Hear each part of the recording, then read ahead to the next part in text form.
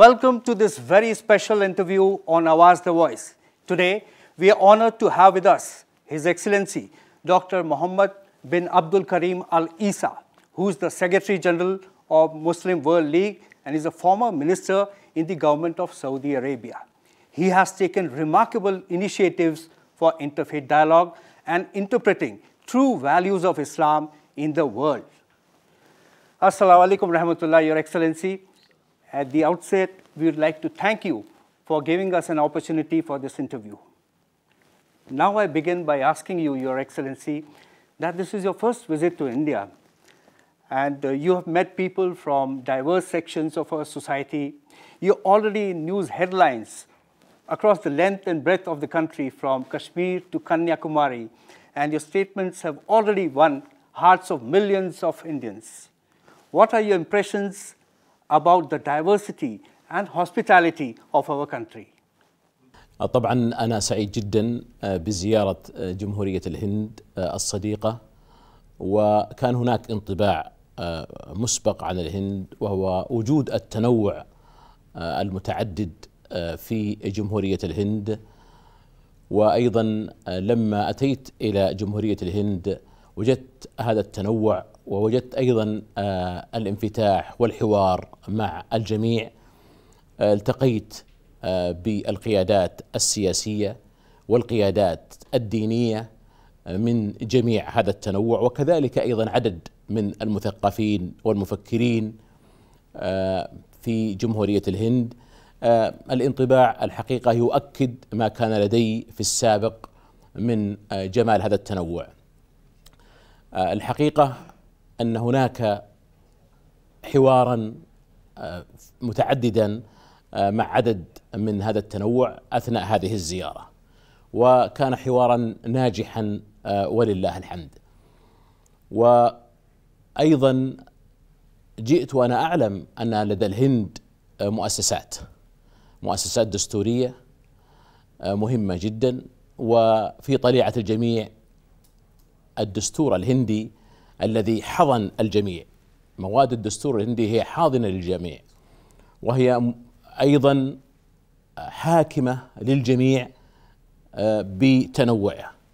هذا الدستور هو دستور يعتبر شامل، وبالتالي تطبيق هذا الدستور على الجميع لا بد منه من أجل أن يحفظ حق الجميع. التقيت بدولة رئيس الوزراء، وكان حوارا مهما وجيدا. أيضا كان هذا الحوار حوار منفتح، وكان حوار ناقش موضوعات مهمة جدا، وكنت سعيدا بهذا الحوار. أيضا التقيت بفخامة رئيسة الجمهورية، وكان كذلك حوارا منفتحا ورائعا. التقيت أيضا بالوزراء، وأيضا كنت سعيدا بهذه اللقاءات. التقيت بقيادات دينية هندوسية، وهو لقاء الأصدقاء. نعم، كان لقاء الأصدقاء لأني أعرف عددا منهم، وتربطني بعدد منهم من الشخصيات البارزة في القيادات الهندوسية الدينية علاقة قوية ومتينة جدا، وهم أصدقاء مقربون إلي.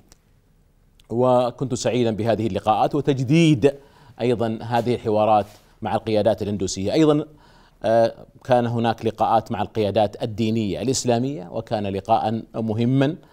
وكنت سعيدا بإلقاء محاضرتين، وحضر هاتين المحاضرتين التنوع الديني من القيادات الدينية في جمهورية الهند. وكنت سعيدا كذلك بأن هناك انطباعا إيجابيا لدى الجميع عن ذلك الحوار وعن تلك الأطروحات الفكرية والتعايشية. نعم، الهند لديها هذا التنوع، وأيضا الدستور الهندي يضمن العيش الكريم، العيش الإيجابي الرائع لهذا التنوع. التقيت بالقيادات الدينية الإسلامية، وهي فخورة، القيادات الدينية الإسلامية فخورة جدا بوطنها الهند، وتضحي من أجل الهند، وأيضا سعيدة جدا بصداقتها مع أبناء وطنها من جميع التنوع بما في ذلك التنوع الديني. Excellency, India has strong civilizational and historical relations with Saudi Arabia, and Prime Minister Narendra Modi also paved the way for a comprehensive strategic partnership with the Arab world. Also, India's G20 presidency brings in another opportunity to strengthen our ties in the new world order. So what are your views on our growing partnership? طبعا سأتحدث كسعودي هنا، وأفتخر بأني سعودي، وأتحدث عن انطباعي حول هذه العلاقة.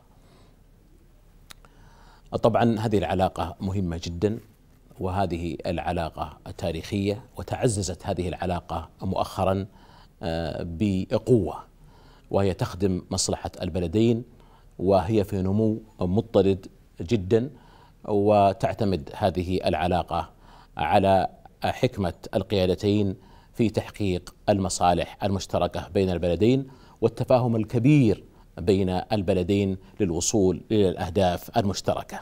نعم، ونحن كسعوديين سعداء جدا بتطور العلاقة بين المملكة العربية السعودية وجمهورية الهند إلى هذا التطور الرائع جدا.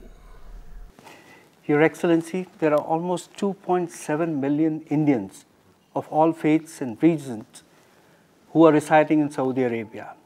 Now, they form a vital cultural and economic links between the two countries. What scope of Indian diaspora do you see in strengthening our bonds? طبعا سأتحدث إجابة على هذا السؤال كسعودي. طبعا الجالية الهندية هي جالية متميزة في المملكة العربية السعودية، وبحكم علاقتي مع عدد من هذه الجالية أستطيع أن أقول بأنها جالية حضارية، وأيضا أستطيع أن أقول بأنها عاملة بتميز. والجالية الهندية لدى الشعب السعودي قناعة من خلال عمل هذه الجالية بأنها جالية يعتمد عليها في الأعمال المهنية، الأعمال وأيضا الجوانب العلمية يعتمد عليها في مهارتها وأيضا في إخلاصها لمهنتها. لا شك أنها من دعائم تعزيز العلاقة بين البلدين. نعم. Excellency, Saudi Arabia has spearheaded many progressive reforms for women empowerment. Also, Holy Quran gives Muslim women an equal status with men. Tell us more about your work in Muslim World League towards women empowerment in the Islamic world. طبعا نحن كسعوديين نعمل من أجل تعزيز دور المرأة. هناك أنظمة في المملكة العربية السعودية عززت من هذا الدور، وهناك أيضا عمل واقعي على أرض الواقع لتعزيز دور المرأة كعاملة لها كامل حقوقها في المملكة العربية السعودية. تتميز أيضا المرأة في المملكة العربية السعودية عن غيرها في كثير من دول العالم، بما في ذلك دول متقدمة وتعتبر متحضرة في التصنيف العالمي. تتميز المملكة العربية السعودية بأن المرأة تساوي مساواة عادلة للرجل في المرتبات، يعني لا يمكن أن يكون هناك تفاوت في مرتب المرأة عن الرجل لأنها امرأة، أبدا. هناك تساوي عادل في هذه المرتبات، وأيضا مساواة عادلة في بقية الأمور. المملكة العربية السعودية تنطلق في هذا من منطلق شريعتها الإسلامية التي أنصفت المرأة وأعطتها كامل حقوقها. نحن كسعوديين مطمئنون جدا للسياق العادل والشامل للحقوق في هذا الشأن، ولا سيما في حقوق المرأة. تحكم المملكة العربية السعودية هدي شرعي ينطلق من دستورها وهو القرآن الكريم والسنة النبوية المطهرة. هناك نظام أساسي للحكم واضح وعادل وشامل تنطلق منه أنظمة المملكة العربية السعودية. وأيضا المرأة السعودية لديها حضور كامل ومشرف في كافة قطاعات الدولة، وتعمل كمواطنة بكل إخلاص وبكل مهنية. ومن يزور المملكة العربية السعودية يطلع عن قرب على هذه الأمور. وهذا التمكين العادل والمشروع للمرأة في المملكة العربية السعودية ينطلق من الفهم الصحيح للقرآن الكريم والسنة النبوية. Your Excellency, you have talked about conceptual openness of Islam that makes ijtihad possible. As a jurist, what scope of ijtihad do you see by using modern intellectual methods to get clarity on some of the most critical issues of our times, such as role of Muslims living in diverse societies, rights of Muslim women, organ donation, and interest-based banking? According to you, what role should the religious leaders and ulama be playing in the contemporary times? الشريعة الإسلامية جاءت بالعدالة، وجاءت بتحقيق السلام، وجاءت بالوئام بين الجميع. موضوع العقائد، موضوع القناعات، هذه تخص كل من يؤمن بها. الشريعة الإسلامية تؤكد على مبدأ، وهو أن تكون مقتنعا بما تؤمن به. ولهذا هناك قاعدة في الشريعة الإسلامية وهو منصوص عليها في القرآن الكريم أنه لا إكراه في الدين. ننطلق من هذه القاعدة التي أعطت هذه الحرية إلى أن الشريعة الإسلامية جاءت بالعدالة، وجاءت بالأفق الكبير والأفق الواسع. عندما نتحدث عن مفردة أو جملة السلام والوئام، نتحدث عن الاستقرار في عالمنا. ولهذا دوما نقول بأن على كل مسلم يعيش في أي أرض أن يحترم دستورها، وأن يحترم قوانينها، وأن يحترم ثقافتها العامة، وأن يحترم خيار شعبها، ويأتي الخيار أيضا بخيار الأغلبية. عندئذ يعيش العالم بسلام، والإسلام جاء بتحقيق السلام. هذا هو المفهوم الصحيح لدين الإسلام، المفهوم التعايشي، مفهوم احترام الآخر، مفهوم احترام وجود الآخر مهما اختلفت معه، مهما اختلفت معه في العقيدة، مهما اختلفت معه في الفكر، أيا كان نوع هذا الاختلاف، يجب أن تحترم الآخر، ولكن في إطار التحاور، في إطار المحبة، في إطار التعاون المشترك. الدول الوطنية حول العالم في غالبها هناك تنوع كبير جدا، وهذا التنوع نقول للجميع يجب أن لا يتحول إلى صدام وصراع، بل يجب أن يكون غنى وثراء لكل دولة. ولهذا هناك أخوة وطنية. المواطن الصادق هو الذي يشعر بأخوته الوطنية لمواطنه الآخر مهما اختلف معه. هناك دستور يحكم الجميع ويتعايش الجميع مع هذا الدستور. الخلافات واردة، لكن لا تتحول إلى صدام وصراع. الإسلام ضد ذلك، لأنه مع السلام والوئام. نعم، أن العالم يختلف ولكنه يتعاون، يختلف في أمور كثيرة لكنه يتفاهم، يتحاور، يختلف ولكن يتعايش، يختلف ولكن يتسامح.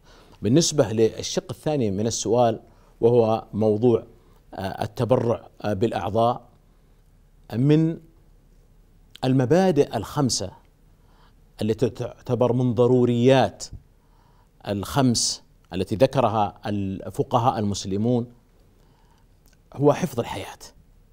ومن حفظ الحياة أنك تسعى قدر الإمكان في أن تحفظ حياة الآخرين. ومن من ذلك التبرع بالأعضاء للآخرين، طبعا وفق ضوابط معينة. تتبرع بالأعضاء بغض النظر عن اختلاف الدين، عن اختلاف العرق، عن اختلاف الوطن. التبرع بالأعضاء لذات الإنسان كإنسان، لأن الإنسان أخو الإنسان وحريص على حياته. Excellency, your work as Secretary General of Muslim World League has won accolades globally for your endorsement of moderate values. Yet we see sometimes there are irritants between the communities, like illegal conversions against the law of the land, cow slaughter, etc., which creates conflicts within multi-ethnic societies. What is the role of Muslim youth particularly to handle these issues? ذكرت قبل قليل أن الإسلام جاء باحترام القناعات مهما اختلف معها، لكنه يحترم حرية القناعة، وتظل هذه القناعة شيئا خاصا بك. ولكن هذا الاحترام مؤطر بألا تسيء إلى الآخرين، وألا تحدث مشكلة بهذه القناعة من شأنها أن تسبب أثرا ضارا للمجتمعات، لأن الإسلام ينظر من جميع الزوايا. الإسلام نظرته شاملة وليس من زاوية واحدة. وأيضا عندما سألتم عن مسألة في الشق الثاني في السؤال، نحن دوما نؤكد وفي المنصات الدولية بأنه يجب احترام القوانين والثقافة العامة في كل بلد، لأن هذا يحفظ الأمن والاستقرار ويحفظ الوئام الوطني. يجب ألا أنظر من زاوية واحدة، بل أنظر من زوايا كثيرة. الإسلام يدعو للسلام ويدعو للوئام ويدعو للانسجام وليس غير ذلك، أيا كانت الاجتهادات، أيا كانت الذرائع. فقد تكون لدى المسلم قناعة معينة في اجتهاد معين، ولكن قد تصطدم هذه القناعة الخاصة في قضايا فرعية كثيرة جدا من الفروع التي لا تعتبر أسس، وثم ينظر إلى شيء آخر، هذا الشيء أكبر من هذه القناعة، وهذا الشيء يحقق السلام والوئام، فيجب أن يلتزم بهذا الأمر الأكبر. أما ما يتعلق بأسس عقيدة المسلم التي تجعله مسلم أو غير مسلم، ليس هناك أي دستور في العالم يتعرض لها. جميع الدساتير في العالم في كل الدول المتحضرة تحترم القناعات الدينية كمسلم أو غير مسلم، وأيضا الثوابت الدينية بالنسبة له. ليس هناك مسلم حول العالم يقال له لا تصلي، لا تقول أنا مسلم.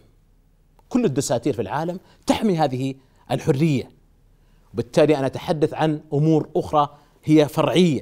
لكن يرى المسلم أن تصرفه في هذه القضايا الفرعية قد يصطدم مع قضايا أكبر منها وأهم منها في حفظ الأمن والاستقرار والوئام الوطني في البلد الذي يعيش فيه. إذن عليه أن ينظر لهذا الأمر الأكبر ويطبقه.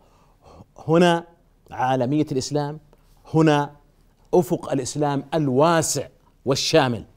الإسلام لا ينظر كما قلت من زاوية ضيقة أو من زاوية واحدة، بل ينظر نظرة شمولية. وهنا عندما أتحدث عن هذا الأمر نحقق الهدف الأسمى من الإسلام، وهو تحقيق السلام في هذا العالم. النبي محمد صلى الله عليه وسلم قال: إنما بعثت لأتمم مكارم الأخلاق. احترم أخلاق قديمة كانت قبل الإسلام، لأنها قيم احترمها النبي صلى الله عليه وسلم بنص هذا الحديث، وجاء أيضا بقيم أخرى لكنها كانت قيم إنسانية تخاطب القناعة الوجدانية، الفطرة الإنسانية.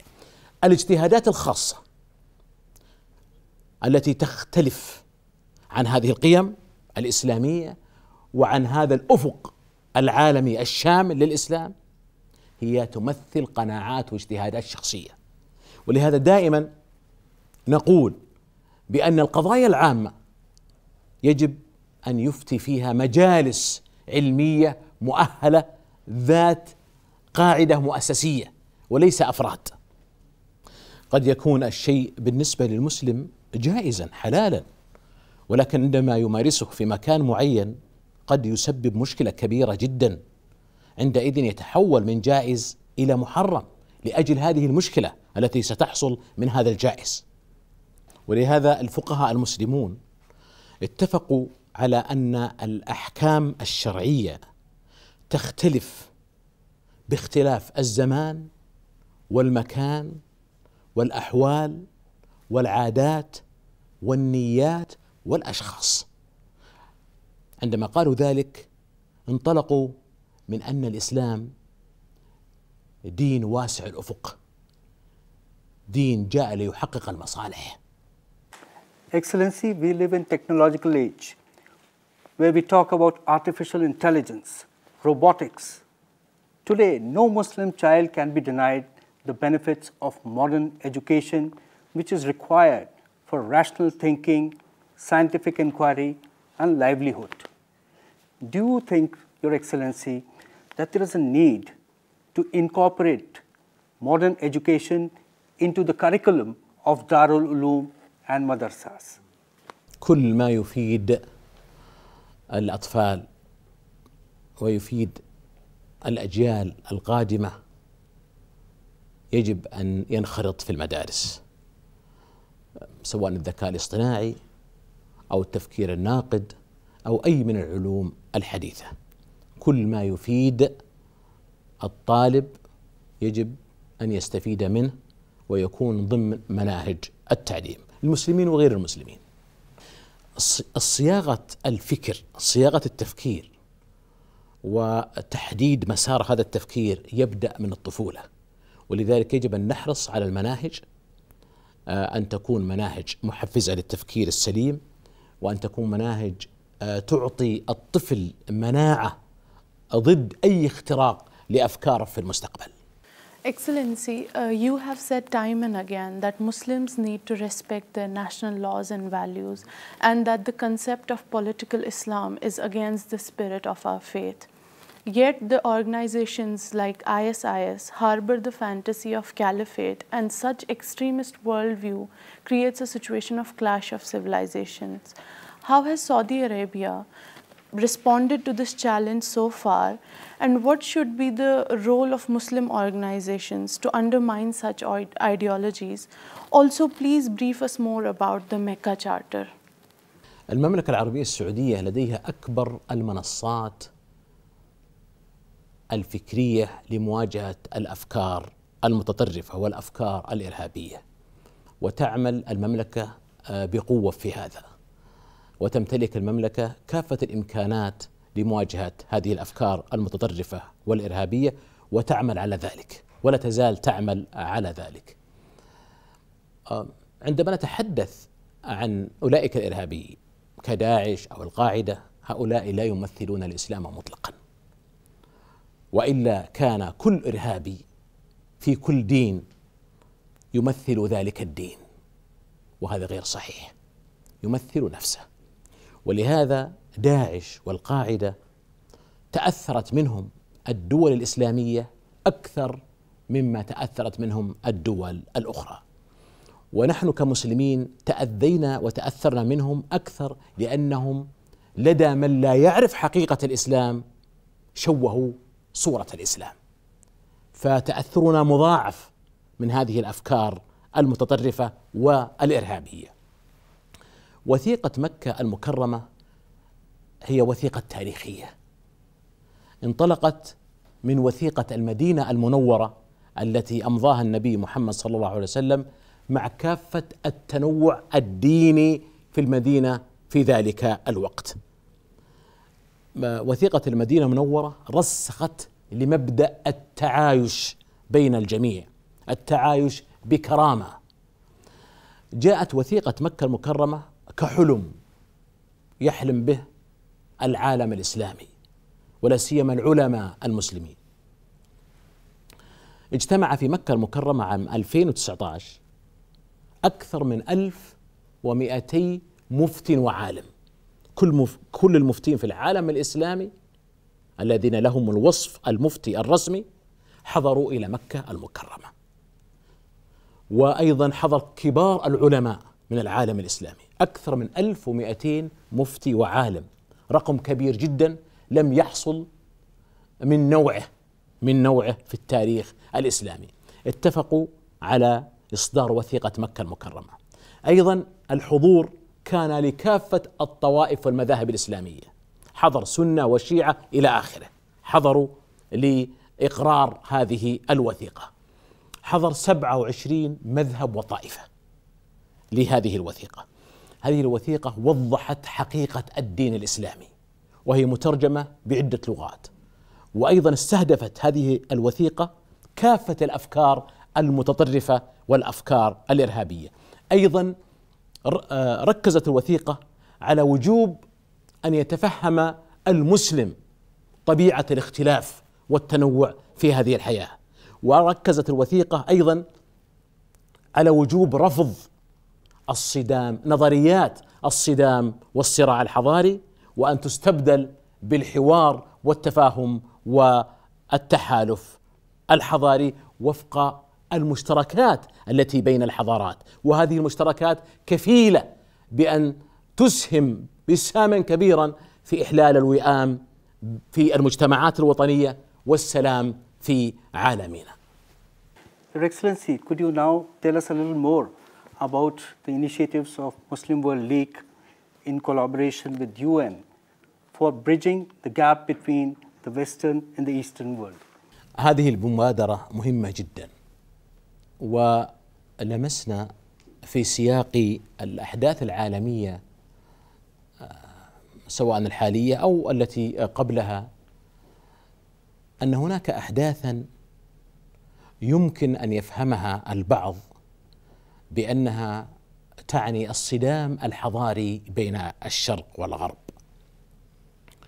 وتعني بأن هناك حتمية لهذا الصراع وفق نظريات تتحدث عن حتمية الصدام والصراع بين الحضارات، مثل نظرية صموئيل هنتنغتون في كتابه صدام الحضارات. وهذا الأمر خطير جدا، خطير لسلام ووئام الأمم والشعوب. من خلال هذه المبادرة أردنا مع حلفائنا من جميع أتباع الأديان بما فيهم الديانة الهندوسية أيضا كانوا معنا شركاء في هذه المبادرة، أردنا أن نقدم للأمم المتحدة ومن خلال أيضا حلفائنا من المفكرين والمثقفين والأكاديميين وأيضا عدد من السياسيين والبرلمانيين حول العالم أن نقدم من داخل الأمم المتحدة هذه المبادرة، وهي مبادرة بناء الجسور بين الشرق والغرب. هذه رسالة قوية ضد مفاهيم الصدام والصراع بين الحضارات. هذه المبادرة رحبت بها الأمم المتحدة بشكل رسمي عن طريق معالي أمينها العام. رحب بها معالي الأمين العام، كانت هناك كلمة ألقيت للأمم المتحدة ممثلة لأمانتها العامة، وأيضا كان هناك رئيس الجمعية العامة للأمم المتحدة حضر وألقى كلمة، أيضا رئيس منظمة تحالف الحضارات في الأمم المتحدة حضر وألقى كلمة، وكانت أيضا كلمات لعدد من أتباع الأديان وعدد أيضا من المفكرين والمثقفين والأكاديميين. حضرت جامعات عالمية مرموقة وتحدثت في هذه الندوة والتي سعد بها الجميع. هي وضع حجر أساس لهذا الموضوع، واتفقنا جميعا على أن ننطلق حول العالم بمبادرات وبرامج تؤكد على أن الأمم تتحالف، وأنه لا صراع ولا صدام بين الحضارات تختلف، ولكنها تتحالف حول مشتركاتها. ونحن بهذه المبادرة ندعو إلى تعزيز السلام في عالمنا، وأيضا لتصحيح الأفكار حول حتمية الصدام والصراع الحضاري، أو أن تفسر بعض السياقات، تفسر بعض الأحداث العالمية على أنها صراع بين الشرق والغرب، نقول لا أبدا، لأن هذا من شأنه أن يحدث مشكلة كبيرة وعميقة بين الأمم والشعوب، ونحن ندعو دوما إلى سلامها وإلى الصداقة بين الأمم والشعوب. أحضر في هذه الندوة التي تحمل هذه المبادرة العالمية تنوع لم يحضر من قبل، بل هناك شخصيات دينية كبرى لبعض الأديان لم تحضر مؤتمرات من سنين طويلة، لكنها حضرت هذه الندوة لأهمية هذه الندوة. بل هناك شخصيات عالمية مهمة جاءت من بعيد لتحضر هذه الندوة داخل الأمم المتحدة. والتقيت بالأمين العام للأمم المتحدة بعد هذه الندوة وأكد على أهميتها. وكمثال ابن مارتن لوثر كينغ حضر من ولاية بعيدة لأجل هذه الندوة وقال هذا مشروع والدي، سأحضر من أجله. But we all say we don't need just initiative, we need to initiate. We don't need just words, we need action. Yeah. Your Excellency, in one of your talks in New Delhi, you mentioned about the pleasant interaction you've had with two great Indian spiritual leaders, Sadhguru and Sri Sri Ravi Shankar Ji. Could you share some of your experiences you've had with them? هي صداقة تعبر عن مبادئ مشتركة بيني وبين هذين الصديقين العزيزين، بيننا مفاهيم مشتركة لتحقيق سلام عالمنا ووئام المجتمعات الوطنية. نتفق في كثير من الأفكار، وهذه الأفكار التي نتفق عليها هي كفيلة لأن نسهم معا في تحقيق المزيد من الوئام في المجتمعات الوطنية، وأيضا الإسهام في تعزيز سلام هذا العالم. أنا على قناعة بأن هذين الصديقين يحملان روحا عالية نحو محبة الجميع، محبة السلام لهذا العالم. أنا أحترم كل منهم احتراما خاصا كتقدير كصداقة، وأتواصل معهم للمزيد من العمل معا. Your Excellency, in your talks you had spoken about Indian wisdom. Perhaps you're referring to the Vedic wisdom which has been transmitted through generations to the present day. Would you like to talk a bit more about that? نحن كمسلمين لدينا مبدأ أن المسلم يبحث عن الحكمة أينما كانت، وعند من كانت هذه الحكمة. فوجدنا لدى عدد من المفاهيم، لدى عدد من النظريات حول العالم حكمة، وهناك حكمة خاصة أسميتها في المحاضرتين بالحكمة الهندية، وهي حكمة تتعلق بمعالجة الأمور والتعامل مع الآخرين بحكمة. ابتدأت هذه الحكمة الهندية تتبلور وتتحد وتأخذ السياق المؤسسي من خلال الدستور الهندي. فالدستور الهندي هو حاضن للجميع، ضامن لحقوق الجميع، ومن خلال هذا الدستور جاءت القوانين الهندية، وأيضا تكونت الثقافة الهندية في إطارها الوطني الذي ينطلق من هذا الدستور الذي لاحظ حاجة الأمة الهندية بتنوعها الشامل. هذه الحكمة تضع الأمور في مواضعها الصحيحة وتعالج الأمور معالجة سليمة. وجدنا هذا في الدستور الهندي، وجدنا هذا في المشهد الذي التقينا به من خلال عدد من الشخصيات المتنوعة في الهند. وجدت هذا أيضا لدى أصدقائي الذين التقيت بهم، وأيضا أعتز بصداقتهم من جميع التنوع الهندي، وأيضا ما سألتم عنه قبل قليل من صداقتنا الخاصة مع قيادات دينية هندوسية مثل صديقنا شري شنكر، وأيضا ساتغرو، وغيرهم أيضا من القيادات الهندية التي أنا أحتفظ بصداقة جيدة معهم، وأيضا أعتز بهذه الصداقة لأنها صداقة رائعة جدا تلتم حول مبادئ نؤمن بها جميعا من أجل هذا العالم، من أجل وحدة نتفق عليها وهي سلام هذا العالم ووئام مجتمعاته الوطنية، من أجل تعزيز الصداقة والتعاون بين الأمم والشعوب، من أجل ما تحدثت عنه قبل قليل في سؤالكم، وهو المبادرة التي أطلقتها رابطة العالم الإسلامي، وهي مبادرة بناء الجسور بين الشرق والغرب.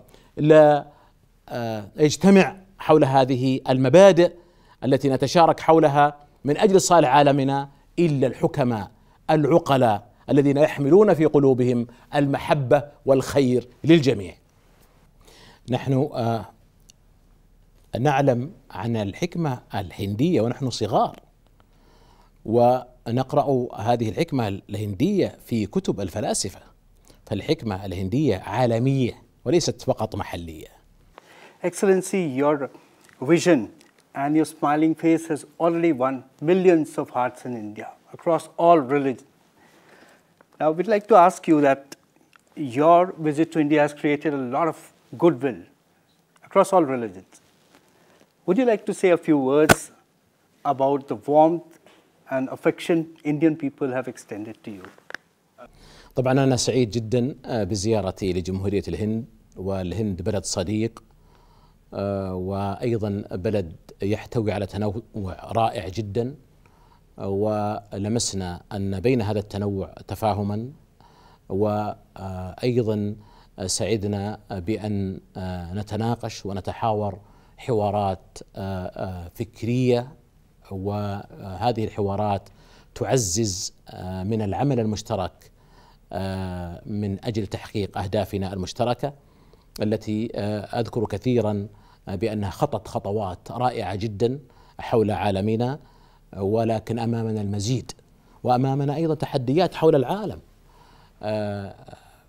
لدينا شركاء في الهند وشركاء نعتز بشراكتهم ويحضرون مؤتمراتنا حول العالم، وأيضا نحضر مؤتمراتهم.